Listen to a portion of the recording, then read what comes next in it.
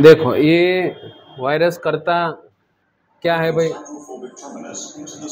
जैसे वायरस है ये हेल्पर टी सेल है ना,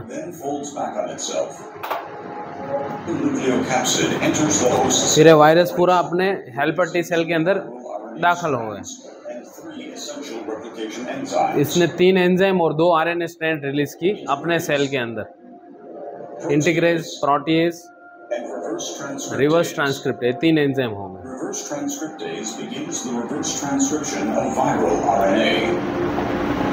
रिवर्स ट्रांसक्रिप्टेज क्या करेगा,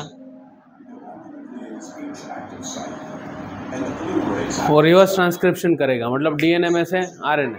ट्रांसक्रिप्शन का मतलब क्या होता है, डीएनए में से आरएनए। रिवर्स का मतलब क्या होगा, आरएनए में से डीएनए। देखो बनाया, ये वायरल आरएनए है, फिर इसमें से अभी डबल स्ट्रैंडेड डीएनए बन गया, हो गया डीएनए, रिवर्स ट्रांसक्रिप्शन।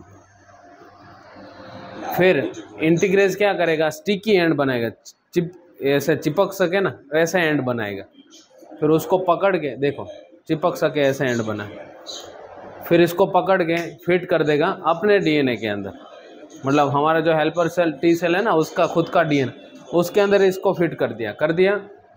तो now it's been a part of our DNA, अपना जो डीएनए उसी का हिस्सा बन गया,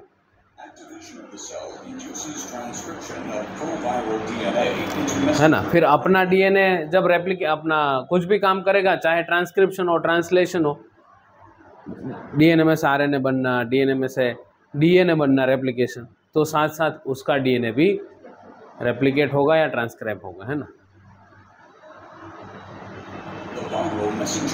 और ए आरएनए फिर इसके पास प्रोटीएज एंजाइम है, तो प्रोटीएज क्या करेगा, प्रोटीन बनाएगा,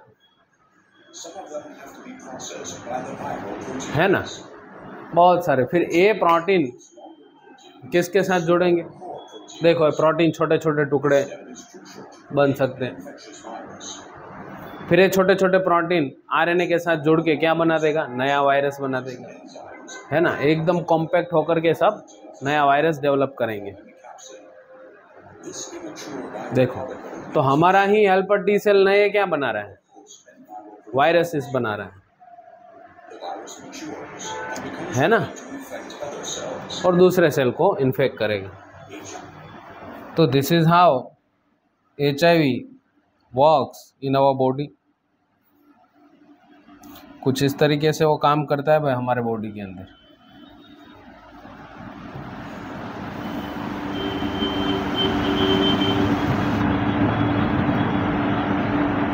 चैप्टर नंबर 7,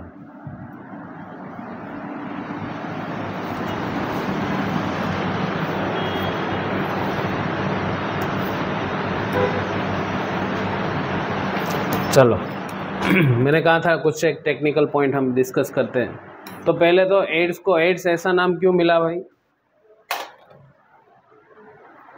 एड्स को एड्स ऐसा नाम क्यों दिया गया, क्योंकि हमारे अंदर 2 तरह का इम्यूनिटी है। बोलो कौन सा, एक है इननेट इम्यूनिटी, मतलब जो बाय बॉर्न रहता है, और एक्वायर्ड का मर्निंग की क्या होता है, डेवलप करना।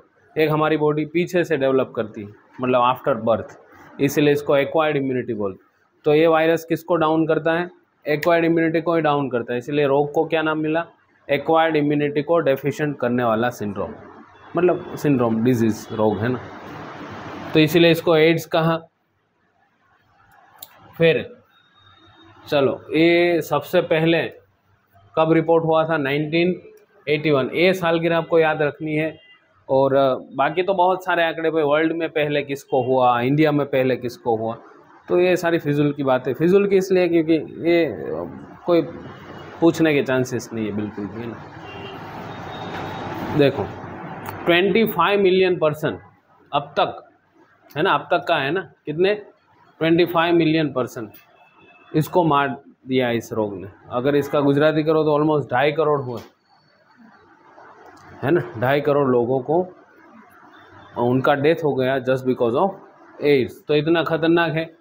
चलो कैसे होता है, तो HIV वायरस से होता है। बोलो वायरस को क्या नाम मिला, इंसान की इम्यूनिटी को डेफिशिएंट करने वाला वायरस, इसीलिए क्या नाम, ह्यूमन इम्यूनो डेफिशिएंसी वायरस। और इसको रिट्रोवायरस भी बोलते हैं, या फिर ये रिट्रोवायरस की कैटेगरी में आता है क्योंकि क्या करता है, रिवर्स ट्रांसक्रिप्शन करता है। चलो इसका स्ट्रक्चर क्या है तो हमने देखा आरएनए, और उसके सराउंडिंग क्या है बोलो, उसके सराउंडिंग क्या है, प्रोटीन। आरएनए और उसके सराउंडिंग प्रोटीन, ये वायरस का स्ट्रक्चर हो गया।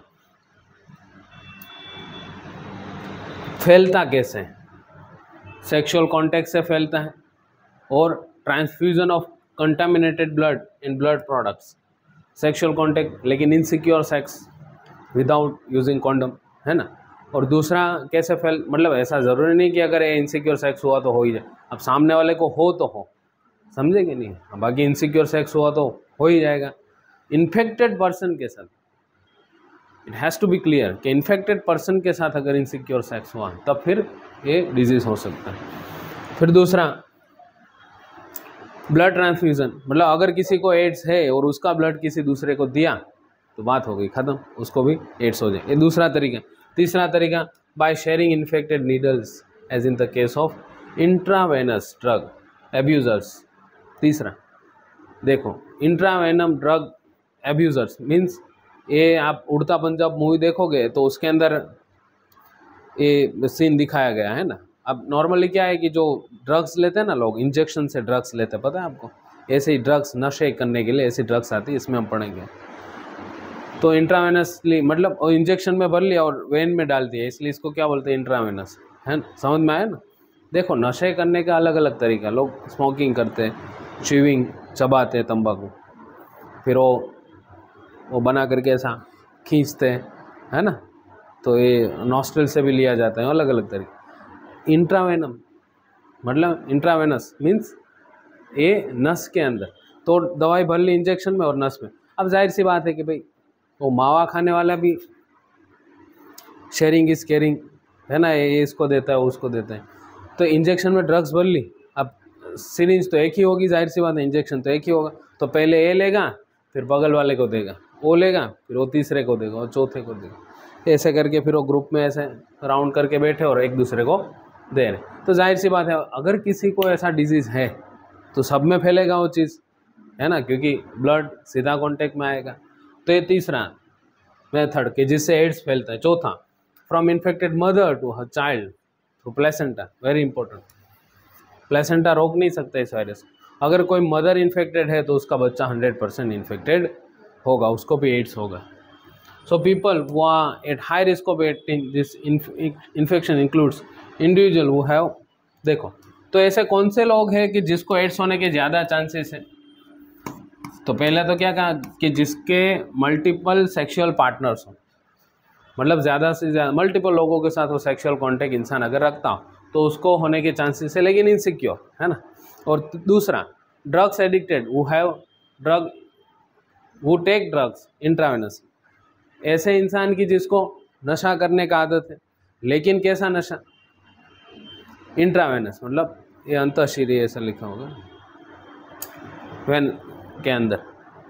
ये कौन सा मुद्दा चल रहा है, किसको ज़्यादा रिस्क है एड्स होने का, individuals who require repeated blood transfusion, है ना। तीसरा ऐसा इंसान की जिसको डेली बेसिस मतलब हर महीने में कुछ एक बार ब्लड चेंज करना पड़ रहा हो, थैलेसेमिया की वजह से, सिकल सेल एनीमिया की वजह से। अब जाहिर सी बात है कभी अगर लेब से कंटामिनेशन वाला कंटामिनेटेड ख़राब ब्लड जिसमें वायरस घुसे रहते, ऐसा ब्लड अगर आ गया तो, हालांकि लेब वालों से ऐसा मिस्टेक होने के चांसेस न के बराबर है, बावजूद उसके पॉसिबिलिटी तो है ना। अभी हम नॉर्मल इंसान को क्योंकि ब्लड लेने की ज़रूरत ही नहीं पड़ रही तो उसमें तो आने के चांसेस है नहीं, लेकिन ऐसा इंसान की जिसको बारी बारी ब्लड चेंज करना पड़ रहा है तो वो ज़्यादा रिस्क में है।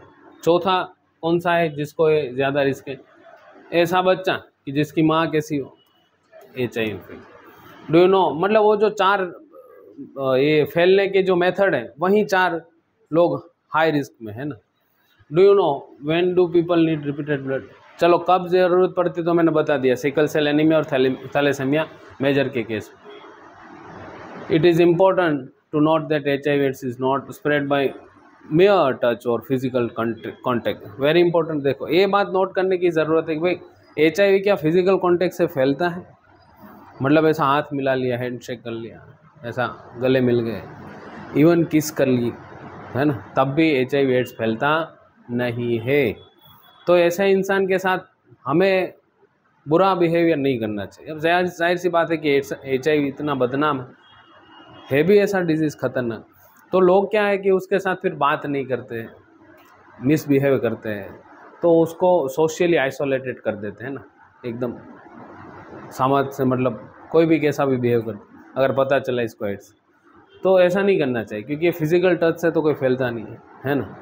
तो इससे क्या होगा कि उस इंसान के जहन पे बुरी असर पड़ेगी और वो कोशिश करेगा मेरे को ये मिला है तो हम भी दुनिया को दे, है ना। होता अब हर कोई ऐसा नहीं है, लेकिन जाहिर सी बात है इंसान को इतना छेड़ रहे हो तो बेचारा ऐसा बुरा ख्याल तो आएगा उसको, है ना। फिर वो ऐसा करके सिरिंज लगा देंगे पब्लिक प्लेसेस पर, तो बैठो तो ख़त्म, समझे। तो ऐसा बुरा बिहेवियर हमने नहीं करना चाहिए ना, उसको आइसोलेट नहीं करना चाहिए। There is always a time like between the infection and appearance of AIDS symptoms. देखो 5 से 10 साल नॉर्मली क्या है कि इन्फेक्शन लगने में और दिखने में वक्त लगता है। मतलब अगर किसी को इन्फेक्शन लग गया तो पॉसिबली उसको 5-10 साल तक पता ही नहीं चलेगा कि उसको एड्स है। अच्छा, आपको कोई डिजीज़ है पता कब चलता है? अब मैं आपको कहूँ कि रीनो वायरस अभी आपके नाक में है, आप मानोगे नहीं। मानोगे तब जब ऐसा निकल रहा है बहुत, है ना, तब मानोगे हाँ सर अब रीनो वायरस अंदर। तो जाहिर सी वो तो आके चले जाते हैं कई मरतबा, है ना, पता भी नहीं, क्योंकि हमारी इम्यूनिटी हमें डिफेंस करती है। तो ये जो डिजीज़ है ना भाई 5-10 साल तक पता नहीं चलता है, इसका बहुत बड़ा एक डेंजरस बात है।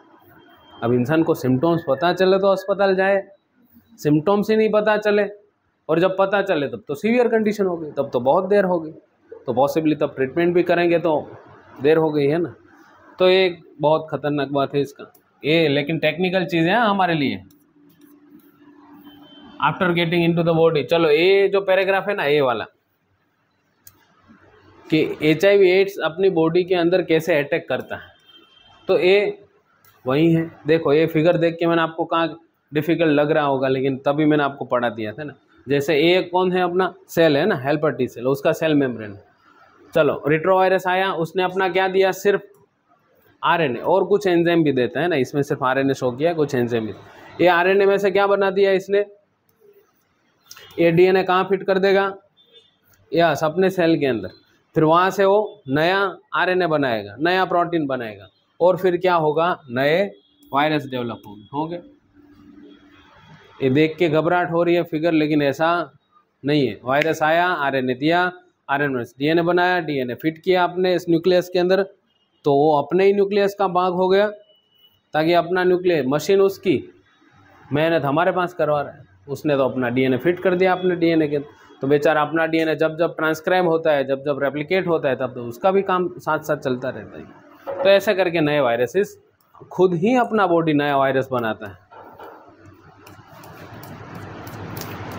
और वो जो सेल है वो कौन सा है, T लिम्फोसाइट। लेकिन T कौन सा, हेल्पर की किलर, हेल्पर। ये मैंने आपको कहा, अगर नहीं लिखा है वहाँ पर तो लिख देना। चलो अब प्रिवेंशन ऑफ एड्स की बात करते हैं। भाई एड्स को प्रिवेंट कैसे करना है हमने, तो देखो एड्स हैज़ नो क्योर, सारवार नहीं है, यूँ समझिए कि भाई एड्स क्योरेबल नहीं है, जैसे इंसान उसमें से बाहर आ जाएगा। अब कोरोना है तो कोरोना में से बाहर आ जाता है इंसान, सर्दी जुकाम में से बाहर आ जाता है। एड्स ऐसा रोग है कि जिसमें से इंसान बाहर नहीं आ सकता, हाँ, लेकिन हम उसको कंट्रोल कर सकते हैं। Prevention is the better option. तो इससे अच्छा कि देखो डिजीज़ हो जाए उसके बाद ये इंसान सही तो होता नहीं, तो इससे अच्छा क्या करें, prevention. Prevention is better than cure. Medical field के अंदर एक सेंटेंस है कि आप कोई डिजीज़ हो उसके बाद सारवार करो, इससे अच्छा यही प्रिवेंशन रखो ना कि डिजीज़ नहीं होगी। HIV infection more often spread due to the conscious behaviour. अब HIV डिजीज़ का ऐसा है, and is not something that happens inadvertently. Yes, देखो एड्स ऐसा है कि जो इंसान कॉन्शियसली इंसान के अंदर आ सकता है। अब ऐसा नहीं कि आपने चाहा नहीं, आपको पता नहीं और ऐसा ही घुस गया। मिसाल के तौर पर हम कोरोना की बात करें तो कोरोना जो है ना वो कॉन्शियसली नहीं फैलता। जैसे आप बगल में से पास हुआ, उसने आपके ऊपर स्नीज कर दिया, तो उसमें आपका कोई दोष है नहीं ना, वो तो ऐसा ही भाई, उसमें हमारा कोई दोष नहीं है। तो कॉन्शियस बिहेवियर चाहे तुम कितना भी रखो तो ऐसा तुम्हारा कॉन्शियस बिहेवियर उसमें काम आएगा नहीं। लेकिन एड्स ऐसा है कि उसमें कॉन्शियस बिहेवियर काम आएगा। अब जब पता है इंसान को कि भाई इनसिक्योर सेक्स से फैलता है, तो इनसिक्योर सेक्स अवॉइड करना चाहिए। अब वो पता है बावजूद उसके अगर वो चीज़ वो कर रहा है तो पॉसिबली उसको फैलेगा। दूसरा ये भी पता है कि भाई ये सिरिंज दूसरी मरतबा अगर यूज़ होती है इन्फेक्टेड पर्सन में से, अब उसको पता है कि भाई वो डॉक्टर ने एक बार सिरिंज उसमें घुसेड़ी, फिर मैं हमारे में घुसेड़ी, तो डॉक्टर को मना कर दो। खैर डॉक्टर ऐसा करेंगे नहीं, लेकिन ये यहाँ पर कॉन्शियसनेस मैटर करती है ना, कि अगर आप प्रिवेंशन इसमें रखो तो इस डिजीज़ से हम बच सकते हैं, जाहिर सी बात है। देखो लेकिन दूसरे डिजीज़ है न्यूमोनिया, टाइफाइड, उसमें हमारा दोष है ही नहीं जो इंसान को हो जाए तो। और टाइफाइड कैसे फैलता है? वो कॉन्टामिनेटेड फूड और वाटर्स फूड से, जाहिर सी बात, तो उसमें आपका दोष नहीं है। वो तो भाई आ गए, आपको दिख थोड़ी रहा है उसके अंदर, है ना। लेकिन ये चीज़ ऐसी है कि कॉन्शियसली फैल सकता है। फिर blood transfusion patient, new born, of course infection in blood transfusion patient, new borns, तो इसके अंदर अच्छा, अब इसके अंदर भी पॉसिबली हमारा कॉन्शियस बिहेवियर चलेगा नहीं। अब न्यू बॉर्न बेबी, वो बेचारा क्या, उसके अंदर तो फैलना है अगर उसकी मम्मी को है। ब्लड ट्रांसफ्यूजन में लैब में से आया, बोले चेक किया, बोले हाँ चेक किया, पेशेंट बेचारा क्या करेगा, है ना, चलो चेक किया होगा। अब इतने बड़ी लैब है, मिस्टेक थोड़ी कर सकते हैं।